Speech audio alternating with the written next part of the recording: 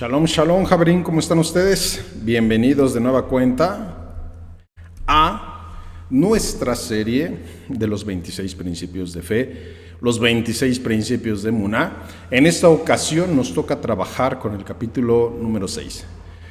Bueno, les doy un cordial saludo, su hermano Betzalel Ben Immanuel, en esta ocasión desde la Ciudad de México, para todos ustedes. Buenos días, buenas tardes, buenas noches, dependiendo el momento en el cual usted pueda ver este video.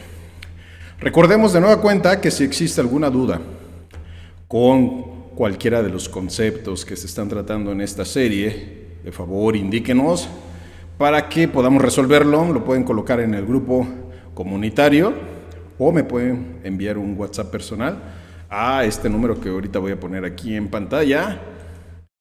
Ahí está.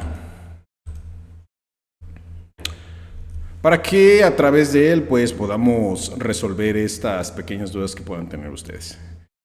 Muy bien, vamos a iniciar con la bendición del cielo bajo la autoridad de nuestro santo maestro Yeshua HaMashiach y con la bendición y autoridad de nuestro Rosh Emmanuel Ben Yosef. Vamos a dar inicio a esta clase. Baruch Hashem.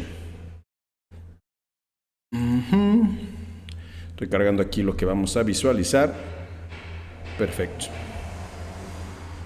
Muy bien. ¿Qué tema nos toca ver el día de hoy? Principio número 6. Creemos que Yeshua es descendiente de David Melech y es el Mashiach prometido a la casa de Israel por el Eterno. De nueva cuenta lo repetimos. Creemos que Yeshua es descendiente de David Melech y es el Mashiach prometido a la casa de Israel por el Eterno. Bueno, este es un tema bastante interesante. Es un tema en el cual debemos de tener muy bien referenciadas nuestras observaciones y nuestras deducciones. Nos va a ser un tema difícil de explicar para aquellos que están entrando al estudio de las raíces hebreas, y va a ser un tema fácil de digerir para quienes ya están. ¿Okay? Bueno, vamos a empezar aquí con las buenas preguntas, aquellas preguntas que nos van a determinar específicamente la conducción de este principio. Primero, ¿qué linaje tiene nuestro Mashiach? Esa es nuestra primera pregunta detonadora. Muy bien, el linaje de Yeshua se describe en los evangelios de Mateo y Lucas, donde se establece que él es descendiente de Abraham y de David, lo que lo califica como el Mesías esperado en el judaísmo. Esto implica que al ser descendiente de David, también se considera de la tribu de Judá, una de las 12 tribus de Israel. Incluso en el libro de las visiones de Elohim, llama a Yeshua el león de la tribu de Judá. Yohanan, durante su visión del cielo en el fin de los tiempos, lloró al no ver a nadie digno de abrir los sellos de ese rollo. Pero uno de los jueces me dijo: no se aflija tu neshama, he aquí que el león de la tribu de Yehudá, la raíz de David, venció para romper los 7 sellos y abrir el rollo. Bueno, con esto vamos a iniciar al principio, ya sabemos más o menos a lo que vamos, pero vamos a ir desmenuzándolo en diferentes preguntas y en diferentes partes de este tema. Te preguntarás, bueno, ¿cuál es la importancia de saber cuál es la genealogía de Yeshua? El saber por cuál línea nuestro Mesías Yeshua proviene tiene un alto grado de importancia, teológica principalmente, incluso más que la biológica, ya que va a determinar el porqué de su venida y la fundamentación de la misma. ¿Qué cuestiones podemos visualizar o tener hacia la importancia precisamente de saber la genealogía? Una, el cumplimiento profético. Esto me indica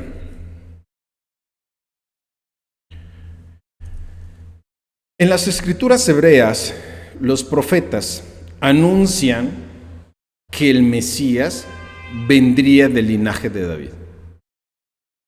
Las genealogías registradas en los evangelios de Mateo y de Lucas muestran que Yeshua tiene vínculos con la casa de David, lo que valida su papel como el Mesías esperado según las profecías. 2. La conexión con la historia de Israel. La genealogía conecta a Yeshua con aquellos tzadik previos a su llegada, como Abraham, Isaac, Jacob, el rey David, aquellos que lo mencionaron que llegaría, mostrando que forma parte del plan divino a lo largo de la historia del pueblo de Israel.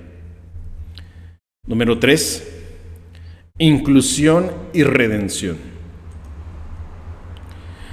La genealogía de Mateo incluye a mujeres, incluso a Ruth, a Rabá y a Tamar, que eran mujeres que no eran israelitas o tenían incluso algunas historias complicadas. Esto subraya un mensaje de inclusión, mostrando que el propósito de Yeshua no solamente era para un grupo selecto, sino para toda la humanidad. 4. Entender su identidad humana y a la vez divina. La genealogía muestra que aunque se le reconoce como hijo de Dios, también tuvo una historia humana, tangible, con raíces familiares concretas. Esto es la importancia que nos va a nosotros a expresar la importancia de la genealogía de Yeshua.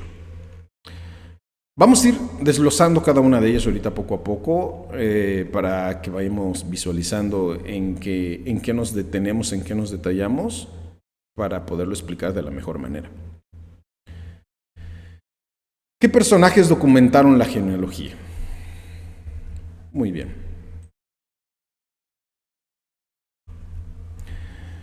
Como sabrás, hay dos personajes muy importantes en el Brit Hadashah.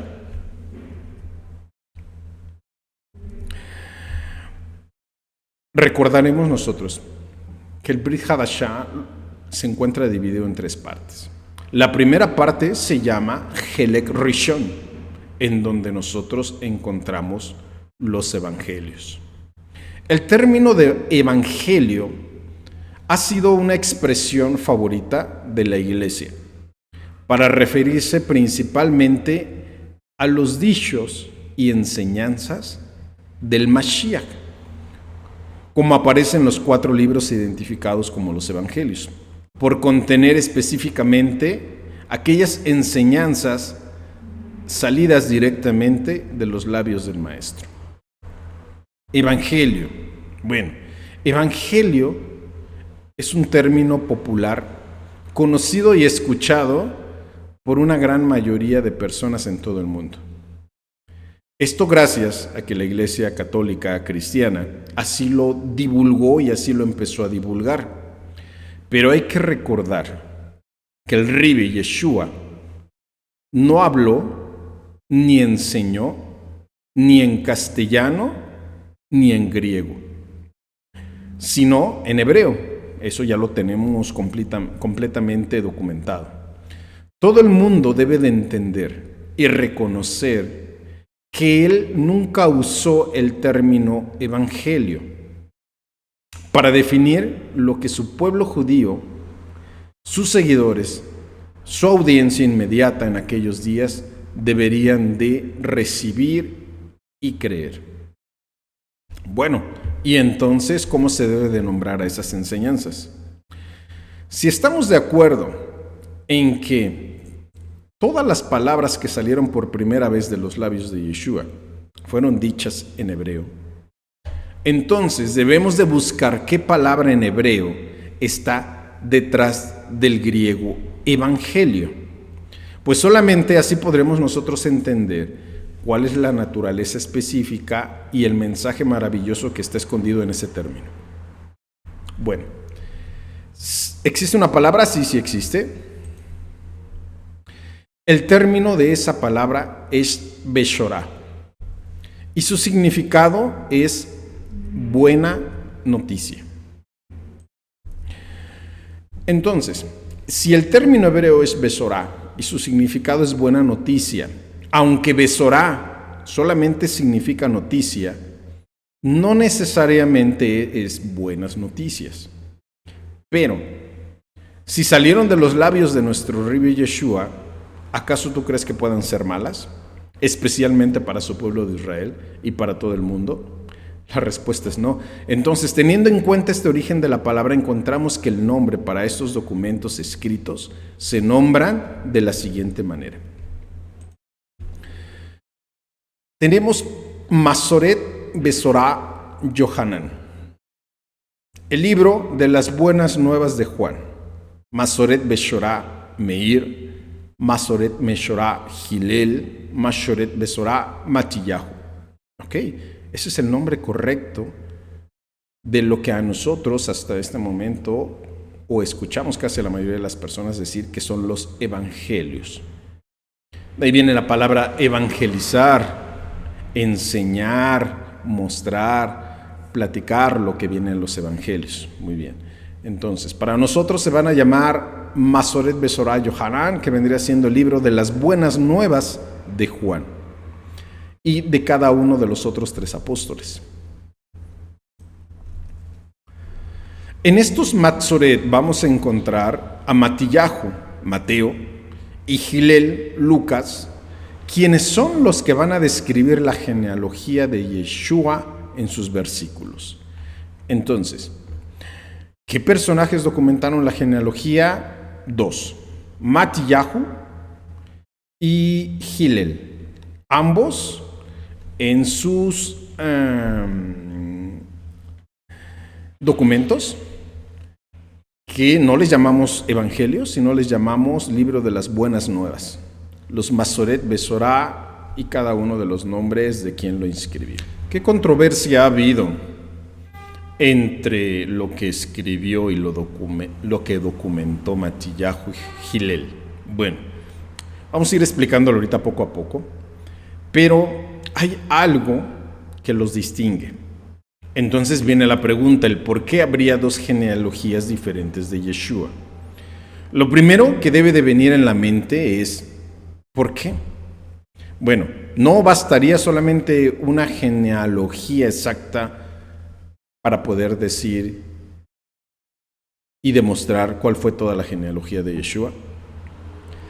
Tanto Hillel como Matillahu, que fueron los encargados de expresar las genealogías del Ribi, fueron muy correctos en documentarlas y podemos asegurar que no hay nada en estas genealogías que sea incorrecto. Por lo tanto, son históricamente precisas ambas, pero Mateo, Matillahu, como Lucas, Hillel, fueron inspirados para enumerar los nombres encontrados en las genealogías de una manera que transmitieran la verdad teológica a quienes estaban buscando esa información. Estos cambios no son errores, ni invalidan las genealogías de ninguna manera de ninguno de los 2 personajes. Más bien, simplemente utilizan una cuenta genealógica para revelar una información teológica, que de otra manera, a quien lee estas porciones no la podrían identificar ni darse cuenta. Bueno, vamos a empezar la genealogía de Mateo, de Matillahu. Mateo inmediatamente informa a quien está leyendo que Yeshua es ciertamente el Mesías.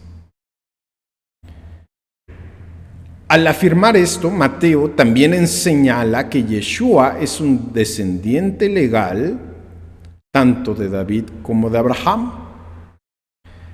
Y empieza así: este es el libro del registro familiar de Yeshua, el Mashiach, hijo de David. Esas son las primeras líneas con las que empieza la genealogía de Matillahu. Bueno, ¿pero por qué David? Porque cualquier judío que se presente delante de Israel como Mashiach tiene que tener y proceder biológicamente de la línea de David, por la vía de Shlomo, por cuanto fue David a quien el Eterno hizo la promesa de que un descendiente físico suyo, que le nacería de sus lomos después de él, se sentaría para siempre en su trono.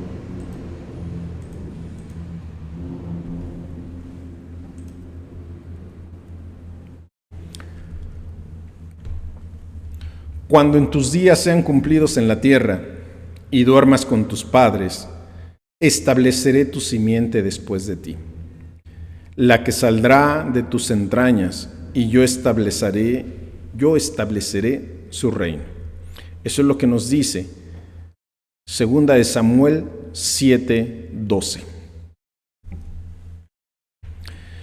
En este sentido, en un sentido pashat, que es un sentido histórico literal, eso es una referencia a Salomón. Pero en un sentido drash, más elevado, es una referencia al Mashiach, quien sería llamado por esta misma causa Mashiach ben David, el Mashiach hijo de David.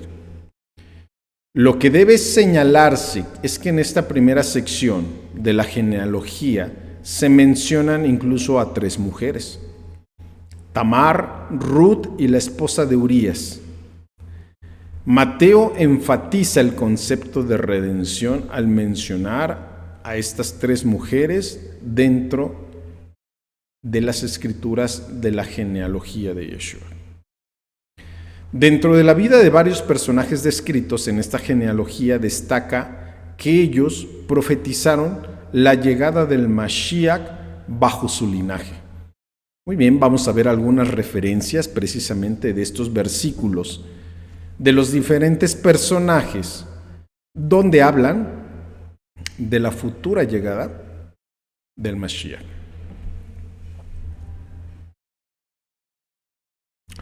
¿Qué le prometió Hashem a Abraham? Génesis 22:18 dice: y en tu simiente serán bendecidas todas las naciones de la tierra, por cuanto obedeciste mi voz.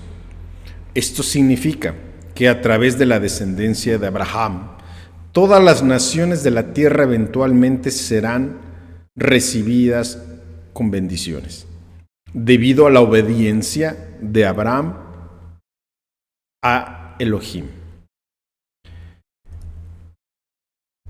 La profecía de Israel, Números 24:7. Describe una profecía sobre la prosperidad y el reinado de Israel. Se predice que Israel tendrá abundancia de agua y sus descendientes vivirán en abundancia, y que su rey será más grande que el rey de Agag y su reino será exaltado.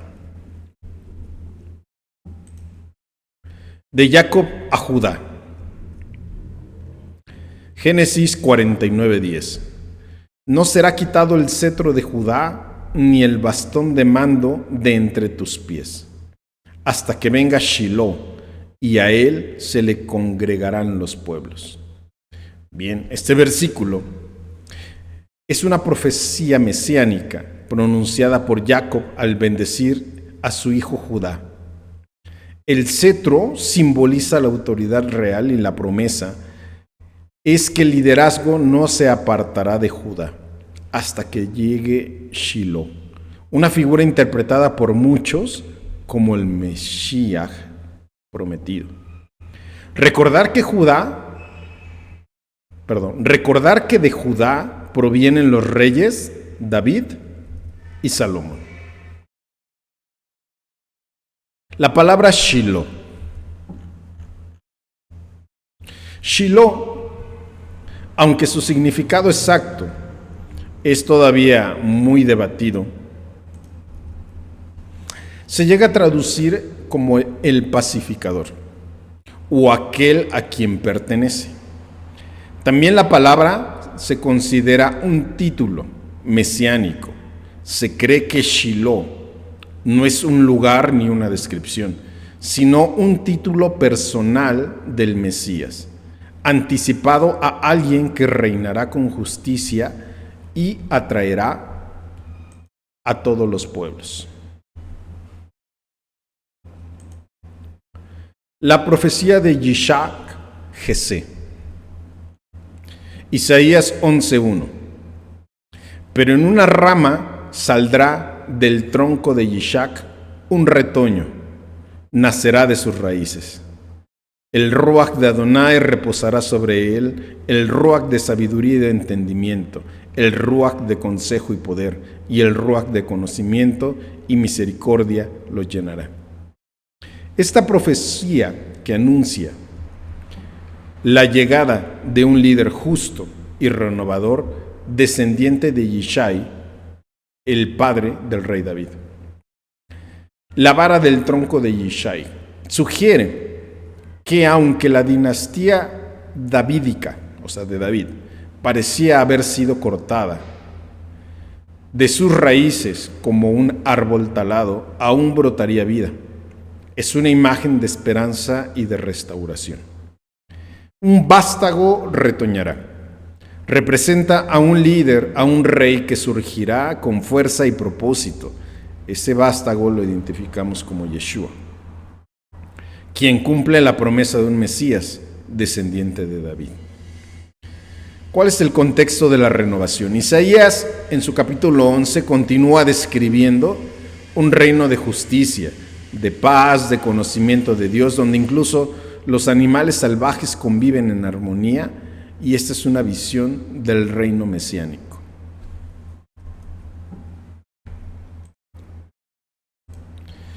La promesa que le hizo Hashem a David. Segunda de Samuel 7, 12 y 13. Y cuando tus días sean cumplidos y duermas con tus padres, yo levantaré después de ti a uno de tu linaje, el cual procederá de tus entrañas, y afirmaré su reino. Él edificará casa a mi nombre, y yo afirmaré para siempre el trono de su reino. Yo le seré el padre y él me será el hijo, y si él hiciera el mal, yo le castigaré con vara de hombre y con azotes de hijo de hombres. Este versículo forma parte del llamado pacto davídico, una promesa que el Eterno le hace al rey David a través del profeta Natán. Aquí hay dos niveles de interpretación que han sido destacados a lo largo de la historia. El primero es el cumplimiento inmediato. Se refiere a Salomón, su hijo de David, quien construyó el templo de Jerusalén. Él fue quien literalmente edificó una casa para honrar a Hashem. Y dos, el cumplimiento mesiánico. Se interpreta como una profecía que apunta más allá de Salomón, hacia Yeshua, descendiente de David. Él no construyó un templo físico, sino que estableció un reino espiritual eterno. En este sentido, la casa representa el pueblo de Dios y el trono es la autoridad divina y eterna. Este pacto davídico se puede reforzar con otras referencias que también vienen en la Torá y en otros libros. ¿Cuáles son ellas?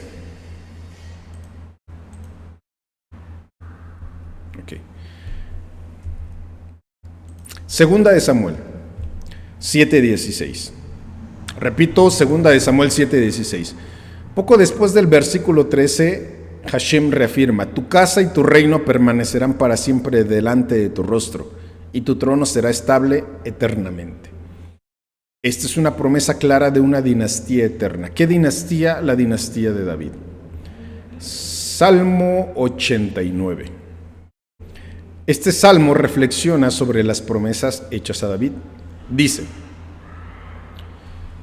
por ejemplo, he hecho pacto con mi escogido. Juré a David mi siervo, para siempre confirmaré tu descendencia. Aunque también lamenta momentos en que parece que se ha roto ese pacto, reafirma esa fidelidad divina. Isaías 9, del 6 al 7. Habla del nacimiento de un niño que gobernará con justicia sobre el trono de David, y no tendrá fin la paz sobre el trono de David y sobre su reino. Jeremías 23, 5, 6.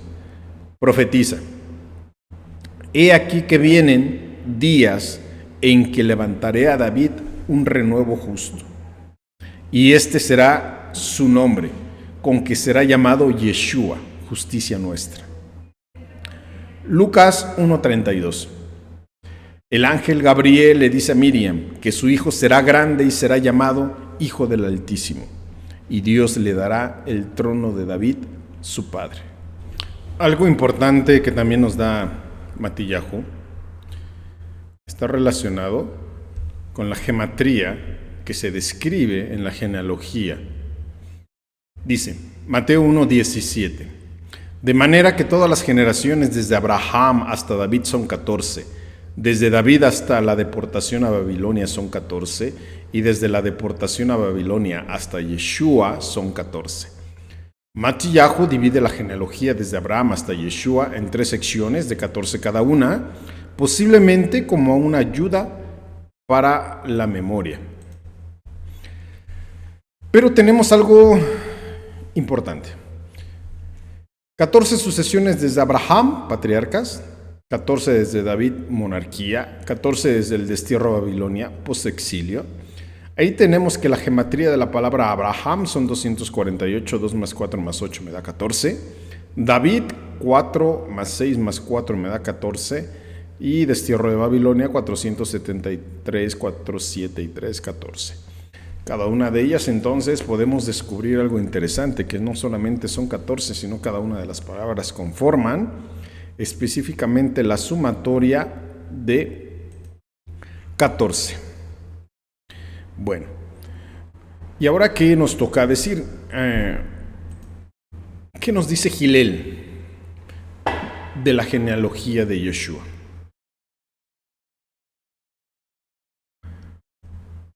Siguiente material.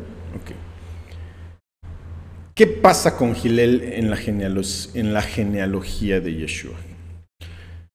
Lucas, Hillel, por su parte, comenzó su genealogía con Adán, el primer hombre, en lugar de como Abraham, que lo hizo Mateo.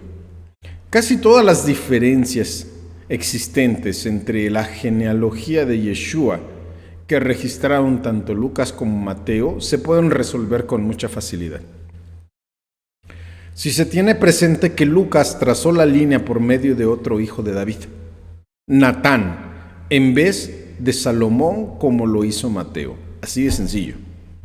Repito, todas las diferencias existentes entre las genealogías de Jesús, Yeshua, que registraron Lucas y Mateo puede resolverse con facilidad si se tiene presente que Lucas trazó la línea por medio de otro hijo de David, Natán, en vez de Salomón como lo hizo Mateo.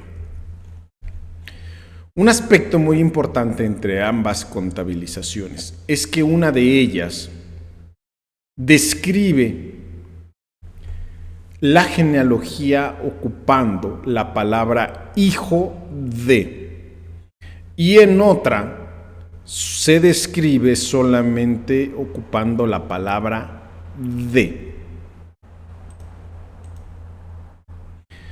Aquí podemos ver, Matillahu. Yishai engendró al rey David, y David engendró a Salomón, de la cual había sido de Uriyá. Salomón engendró a Rejbá, y va desglosando cada uno de los descendientes. A diferencia, como me lo indica la siguiente diapositiva, de Hillel, que él solamente coloca nombre y enseguida la palabra de Salomón, de Yehudá, de Yosef, de... Ok. Esa es la diferencia esencial entre las dos genealogías. En conclusión, como la genealogía de Mateo tiene un mensaje más teológico que biológico, lo mismo se puede decir de la genealogía de Lucas. Las genealogías tanto de Mateo como de Lucas son muy buenos ejemplos de los estilos de la literatura que eran típicos del periodo del Segundo Templo. ¿Qué quiere decir? Que así se hablaba y que así se escribía en aquellos tiempos. Y ahí está el ejemplo. Uno se formó con un estilo diferente que el otro. Entonces, en lo que nos concierne a nosotros, ¿qué puntos importantes debemos nosotros de tomar en cuenta para evitar en circunstancias de plática con personas que no comparten nuestros ideales todavía? Si te diste cuenta, ahorita anteriormente dije una palabra que por lo regular no usamos. Yo dije Jesús en lugar de Yeshua. ¿Sale? Entonces, ¿qué puntos son los importantes a tomar en cuenta? Este es uno de los puntos importantes. Yeshua, el Mashiach. Jesús, el Mesías. Jesucristo, el Mesías. Vamos a explicarlo. Antes que nada, hay que aclarar los términos y explicarlos de una manera correcta posible. ¿Qué significa Mesías?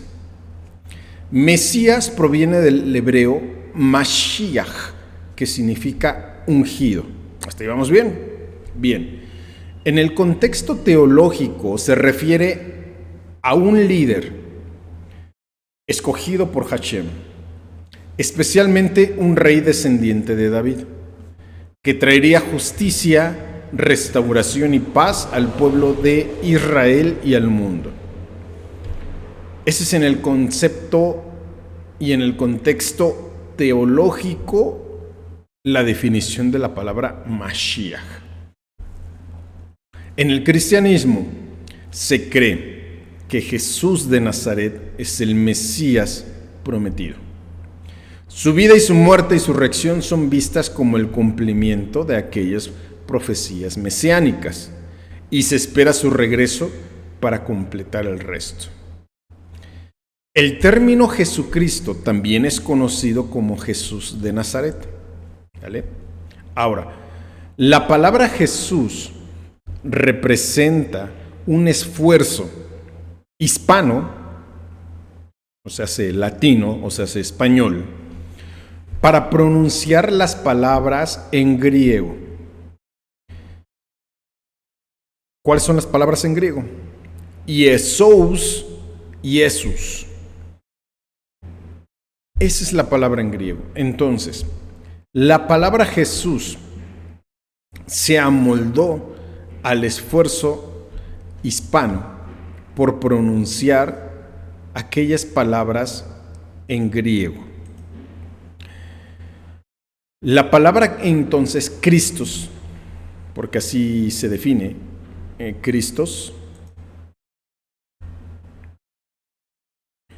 Déjame ver, ok, bien, no tengo diapositiva de esa parte.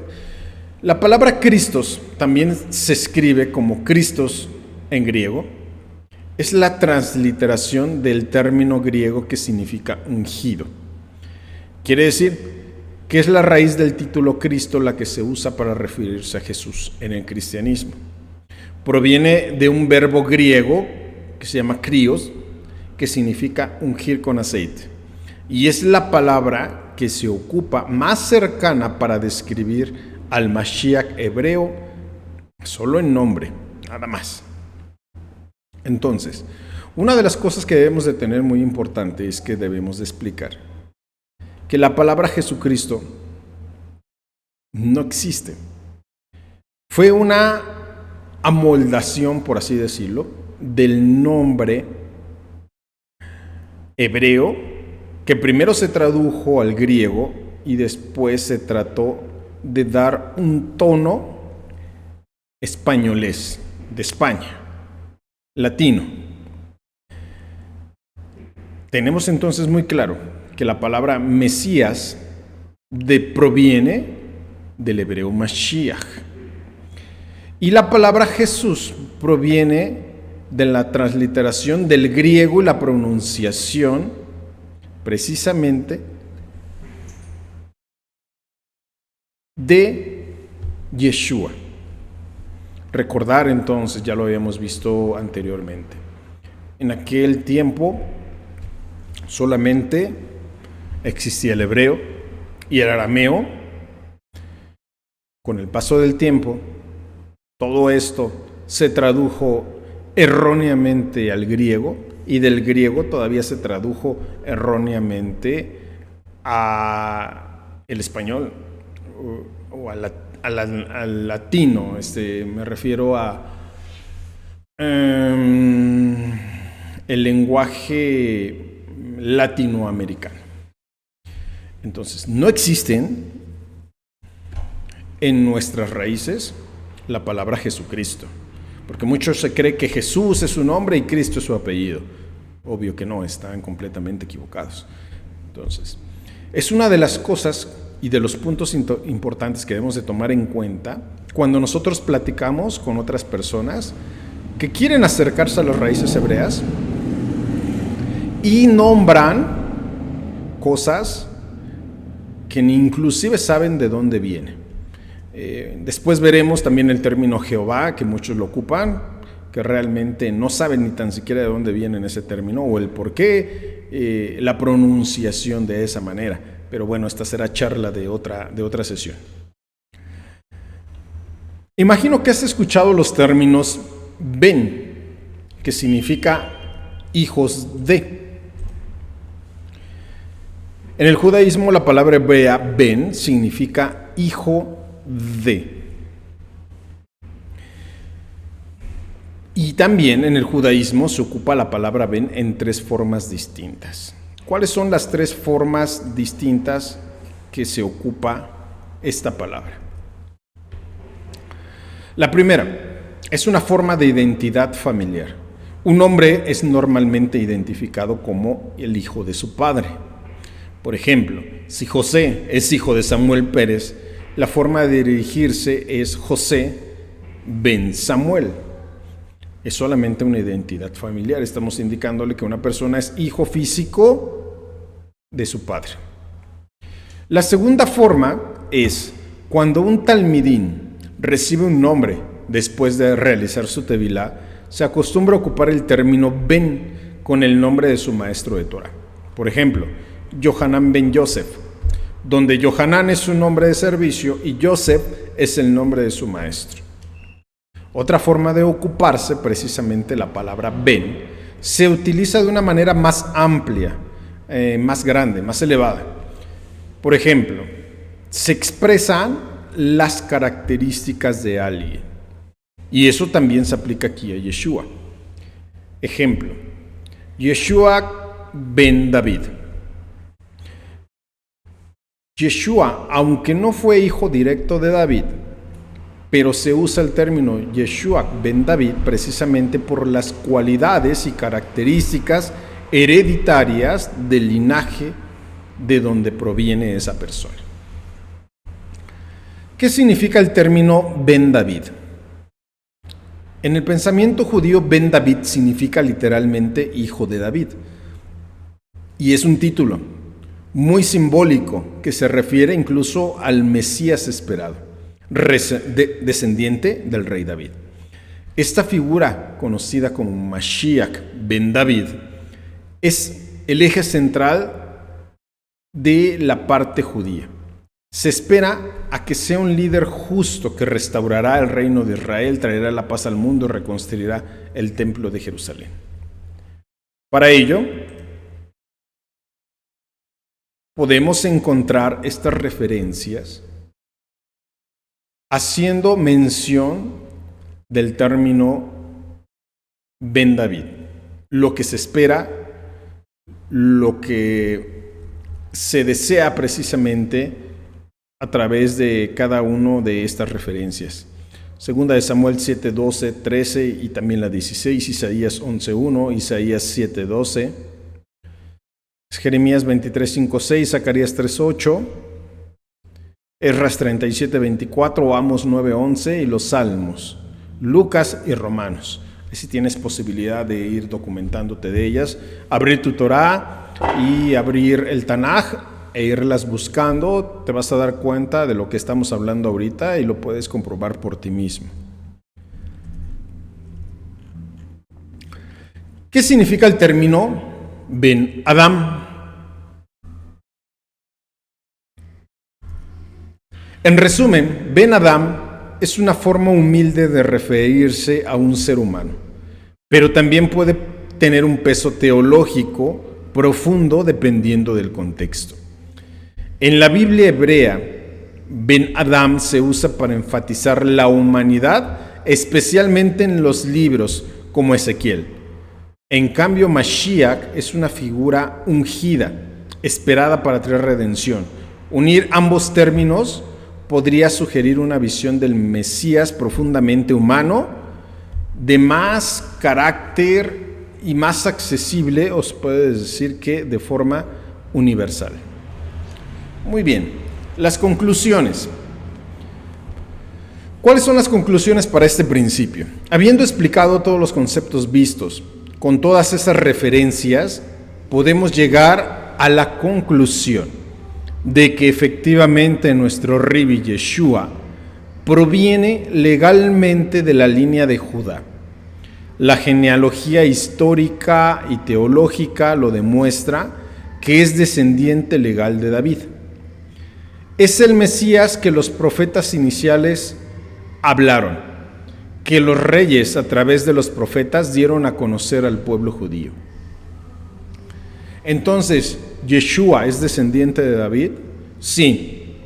Según los textos de Brit Hadashah, el pacto renovado, Yeshua es considerado descendiente del rey David.